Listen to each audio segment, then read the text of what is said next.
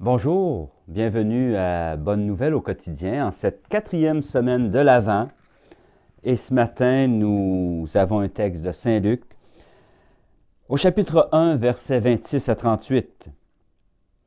Au 6e mois d'Élisabeth, l'ange Gabriel fut envoyé par Dieu dans une ville de Galilée appelée Nazareth à une jeune fille, une vierge, accordée en mariage à un homme de la maison de David, appelé Joseph, et le nom de la jeune fille était Marie. L'ange entra chez elle et lui dit, « Je te salue, comblée de grâce, le Seigneur est avec toi. » À cette parole, elle fut toute bouleversée, et elle se demandait ce que pouvait signifier cette salutation. L'ange lui dit alors, « Sois sans crainte, Marie, car tu as trouvé grâce auprès de Dieu. Voici que tu vas concevoir et enfanter un fils, tu lui donneras le nom de Jésus. Il sera grand. Il sera appelé Fils du Très-Haut. Le Seigneur Dieu lui donnera le trône de David, son père. Il régnera pour toujours sur la maison de Jacob, et son règne n'aura pas de fin. » Marie dit à l'ange, « Comment cela peut-il se faire, puisque je suis vierge? » Et l'ange lui répondit, « L'Esprit Saint viendra sur toi, et la puissance du Très-Haut te prendra sous son ombre. C'est pourquoi celui qui va naître sera saint, il sera appelé Fils de Dieu. Et voici qu'Élisabeth, ta cousine, a conçu elle aussi un fils dans sa vieillesse.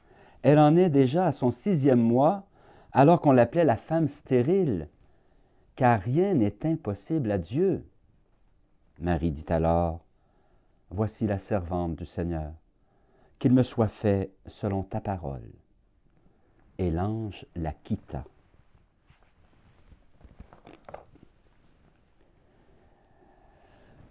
L'humble oui de Marie permet à Dieu de venir dans notre monde. C'est encore par nos oui de chaque jour que Dieu continue de naître en nous et par nous. À quelques jours de Noël, Marie nous est présentée comme la choisie de Dieu, la comblée de grâce, celle par qui Dieu entre chez nous. Déjà, le Seigneur préparait son cœur à cette demande. La visite de Gabriel la plonge dans la réalité de sa vocation et dans la liberté de son oui. Malgré les peurs, les hésitations, Marie fait confiance à celui qui l'a choisi, car elle a trouvé grâce auprès de Dieu. Cet enfant qu'elle va porter est vraiment celui que tout Israël attendait. Il sera grand, il sera appelé Fils du Très-Haut. C'est par la puissance de Dieu que se réalise cette venue en Marie. Comment pourrait-elle ne pas s'émerveiller devant tant de bonté de la part de celui que son cœur aime? Dieu veut la combler. Et il n'attend pas que son oui pour réaliser son plan d'amour. Il n'attend que ce oui libre en elle pour le monde et pour le salut de cette humanité.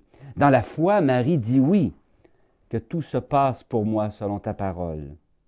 C'est dans la foi que nous aussi nous avançons, dans la confiance en ce Dieu d'amour qui nous appelle d'abord pour nous combler. Il attend notre oui. Il ne s'impose pas.